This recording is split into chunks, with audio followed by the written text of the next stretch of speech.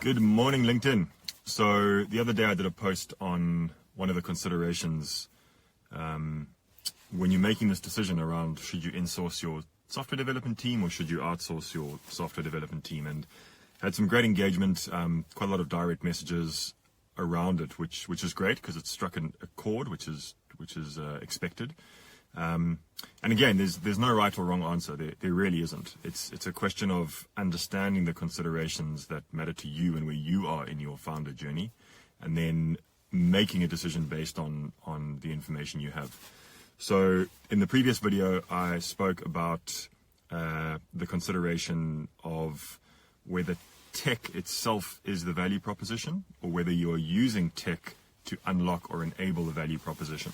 And what I said in that video is that the chances are that if tech itself is your value proposition, you should probably want to be building an internal team.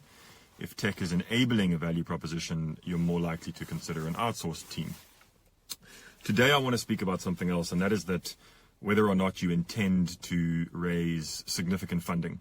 And the reason I say significant funding is what I'm really talking about is a certain type of investor. So I'm going to say some things that are kind of blanket statements. They're certainly not true to every investor and every startup, but on the whole, I do believe that they're largely true. And that is that sophisticated investors, let's call them Series A investors, by the time you have a product, an MVP, you're in the market, you've got a bit of traction, and you want to raise real money, most investors at that point are going to want to see what your in-house tech capability is like. So if you're going to raise significant amounts of money from sophisticated investors, they're going to say, great, show me your in-house tech capability. And at that point, you probably don't want to say to them, oh, no, we actually don't have any in-house tech capability. We've completely outsourced the entire build, and we have no internal staff that are developers or designers or heavily technical. Most sophisticated investors at that later stage will see that as a significant risk. Most of them will see the fact that you don't own your in-house tech as a risk to the defensibility and the ability to protect the company or the product. So at that later stage, you're generally going to want to at least be very seriously considering building an internal team.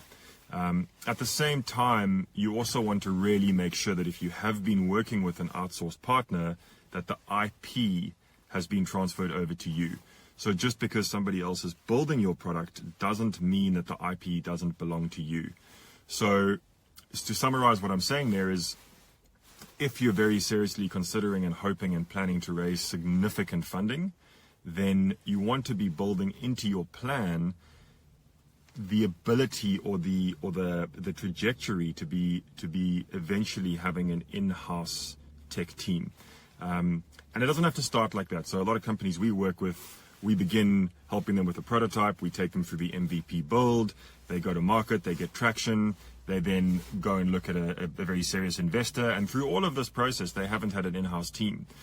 But as they're approaching these significant investors, it becomes very, very clear that they need to at least have a plan or have started to build an in-house tech team, because that will affect the valuation of the company. It'll affect the number of investors that will be interested. So that's another consideration, and that's the one thing I wanted to share today. Just, I guess, in summary again, really question whether you have a plan to raise significant funding at some point in the future from sophisticated investors, and if you do, then you want to make sure that at least in your plan, you're moving towards eventually building an in-house tech team. These videos have actually helped me with something a lot within our business. We're considering a slight change on the way that we're positioned. So I hope these videos are helping you as much as they're helping me. And I hopefully see you in the comments. Cheers. Bye.